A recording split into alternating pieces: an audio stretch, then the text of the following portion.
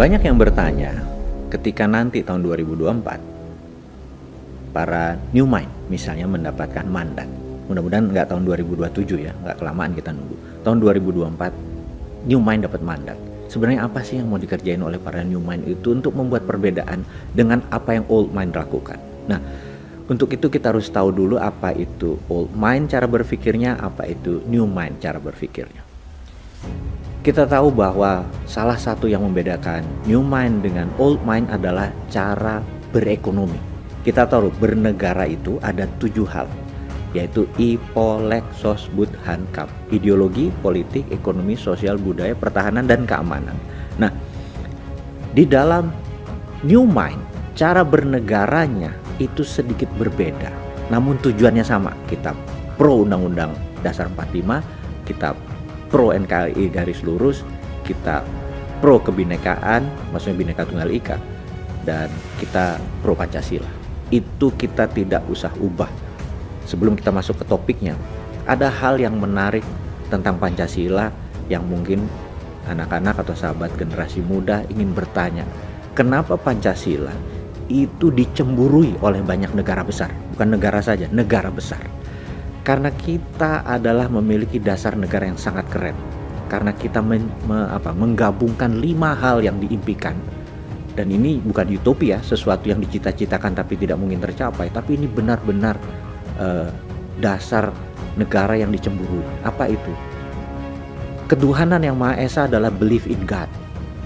Dan itu adalah sila pertama. Sila kedua, kemanusiaan, itu artinya humanitarian. Ketiga, persatuan Indonesia. Itu adalah bentuk nasionalisme. Keempat adalah musyawarah, itu adalah bentuk demokrasi. Dan terakhir adalah keadilan sosial bagi seluruh rakyat, artinya adalah social justice. Jadi 5 itu mencakup ideologi sebuah bangsa besar dan dirangkum dengan sangat sederhana. Karena itu new mind tidak akan merubah dasar, karena itu platform yang dicemburui banyak negara. Nah, kita memulai dengan sesuatu apa yang beda. Yang jelas konsep MMT, Modern Monetary Theory, yang pemerakarsanya adalah Michael Hudson. Dia punya Hudson Institute yang pada tahun 1971 dia adalah salah satu advisor dari Presiden Nixon.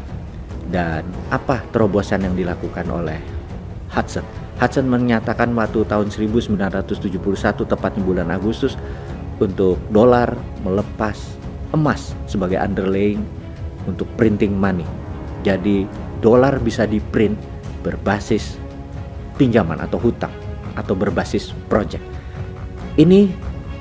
Cerita ini nanti akan kita uraikan karena new mind adalah pro printing money dengan konsep MMT-nya dari Michael Hudson.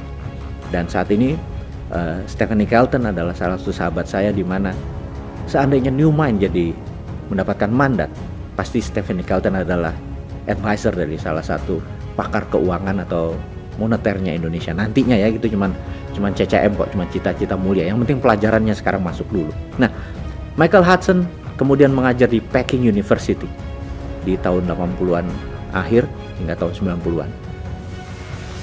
Dan kita tahu salah satu muridnya adalah Xi Jinping yang sekarang menjadi memimpin Partai Komunis Cina seumur hidup dan presiden dari Tiongkok.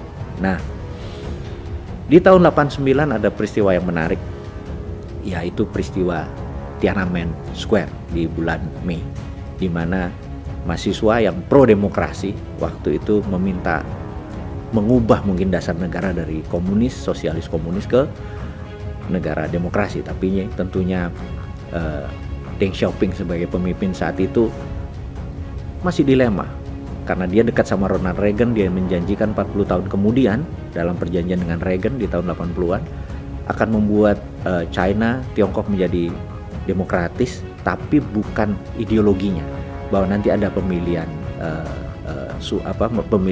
bukan presiden, pemilihan kepala daerah akan menggunakan pemilihan langsung, tidak menggunakan politbiro. Dia agak ragu karena dia berjanji 40 tahun kemudian, tetapi ini di tahun 89 itu terjadi pergerakan ingin mempercepat. Dan ada 12 jenderal dari politbiro berhadap pada Deng Xiaoping. Kalau Anda menurut dengan Barat, kami ber-12 dibunuh saja gitu ya. Dan tapi kalau kamu berpihak kepada kami, kita akan merubah sesuatu yang membuat dunia akan shock, yaitu membuat China is the greatest country dan menjadi sentralnya dunia. Deng akhirnya memutus pro yang 12 jenderal ini, dieksekusilah 10.000 lebih mahasiswa di Tiananmen Square. Dan malam itu terkenal dengan sebuah catatan sangat menarik, namanya Tiananmen Papers. Tagline di bawahnya adalah A Secret Meeting That Changed China, sebuah rapat rahasia yang merubah China.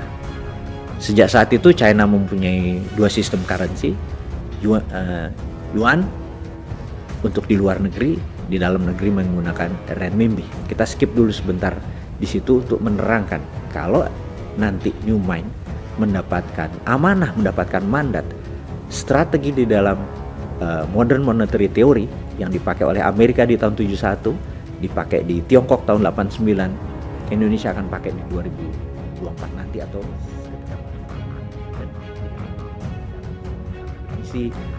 mereka-mereka yang sekolah ke tinggi sampai profesor sampai doktor mungkin di negeri barat, dan di mana seakan-akan ilmu MMT ini menganggap ilmu-ilmu konvensional itu sebagai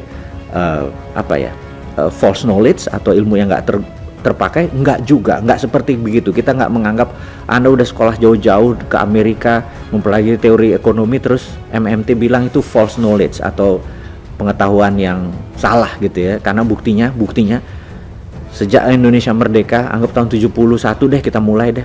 Dolar waktu itu 1 rupiah cuma 200-an, sekarang udah 14.500, 15.000. Anda udah dikasih kesempatan 40-45 tahun mengelola ekonomi Indonesia, utang Indonesia naik, nilai rupiah tetap merendah. Terus masih mau kasih chance gitu dengan teori Anda. Jadi nih kaum muda nih men-challenge, ya wis lah, buat gantian. Coba deh 5 tahun pakai MMT gitu ya. Pakai apa yang China pakai, pakai yang Amerika pakai. Untuk itu, teman-teman, kita memerlukan sebuah ilustrasi untuk Anda memahami apa sih itu MMT gitu ya. Apa sih ekonomi yang nanti akan dipakai. Kita kasih contoh adalah kekinian. Kekinian tuh misalnya nih, Pak Jokowi lagi duduk ini di posisi presiden. Kemudian Pak Jokowi nanya ke Menteri PUPR, Pak Basuki. Pak Basuki, saya pengen 1 juta rumah tersedia dalam 2 tahun ke depan, supaya nanti pada saat kita lengser ke Prabon, lengser jadi raja ini, kita terhormat. Siap Pak Presiden, gitu kata Pak Basuki, Menteri PUPR. Maka dia bilang, saya perlu, ini angka dari langit ya, saya perlu 100 triliun Pak Presiden, gitu ya. Oh gitu ya, oke. Panggil Ibu Menteri Keuangan.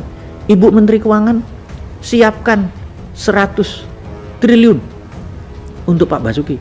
Oh siap Pak Presiden. Ini kalau semuanya MMT ya tentunya ya. Siap. Ya kalau yang sekarang kan cari utangan. Ini enggak, ini ngapunten, ini bukan ngeledek ya, bukan, tapi ini berbeda.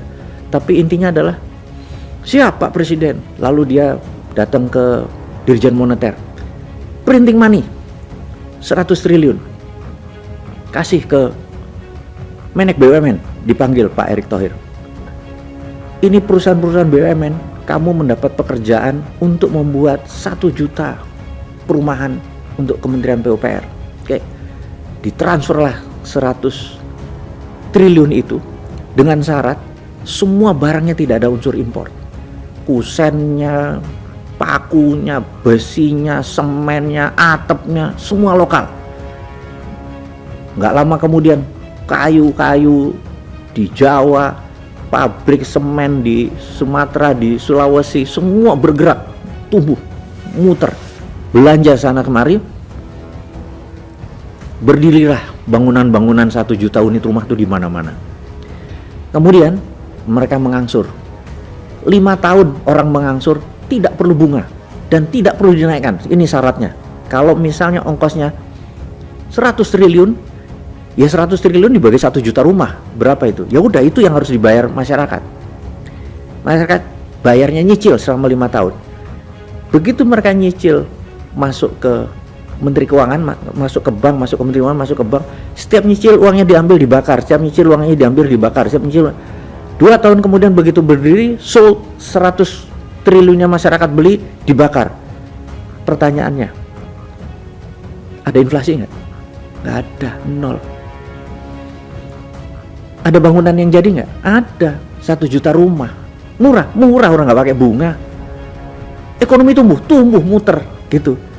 Terus lakukan, oke, udah punya 1 juta, mbok bikin 10 juta rumah, mbok bikin jalanan, bikin jembatan, bikin pelabuhan. Duitnya dari mana? Printing money. Begitu ini nanti balik, bayar, bakar gitu ya. Itulah yang dilakukan oleh pemerintah Tiongkok. Renminbi itu dicetak berdasarkan project, karena itu ngawur seakan-akan mereka membangunnya. Bayangin, satu kota, ada 113 kota di Tiongkok, itu punya gedung bangunan yang 32 lantai. Satu kota itu lebih dari 1000 tower, alias berapa juta populasi di sana. Kalau dihitung selama 40 tahun, itu ada 25 miliar meter persegi bangunan. Alias dalam satu hari kita kayak ngebangun gedung kayak Plaza Senayan tuh 4 biji per day. Kalau minjem duitnya sopo. Tapi kalau pakai printing money begitu berdiri dibakar, gak ada inflasi dan gedungnya jadi. Nah, duit tadi tidak boleh membelanjakan 1 sen pun produk luar negeri, karena itu yang menjadi inflasi. Jadi inilah yang akan dilakukan oleh Newman nanti kalau dapat mandat. 10 juta rumah jadi dalam 5 tahun, dan berapa ekonomi tumbuh, berapa rakyat bekerja, berapa produk yang akan disediakan. Lah ngono aja kok susah jadi presiden. Itu kalau Newman jadi. Jadi mulai paham ya. Mudah-mudahan Anda semua terima konsep ini, dan bukan harus Bosman yang jadi presiden. Siapapun yang menerima konsep Newman, yaitu MMT, Modern Monetary Theory ini, dipakai sebagai konsep ekonomi untuk membangun Indonesia, kasih dia kesempatan untuk mendapatkan mandat. Itu rasanya pelajaran hari ini. Terima kasih, salam sehat, sukses selalu.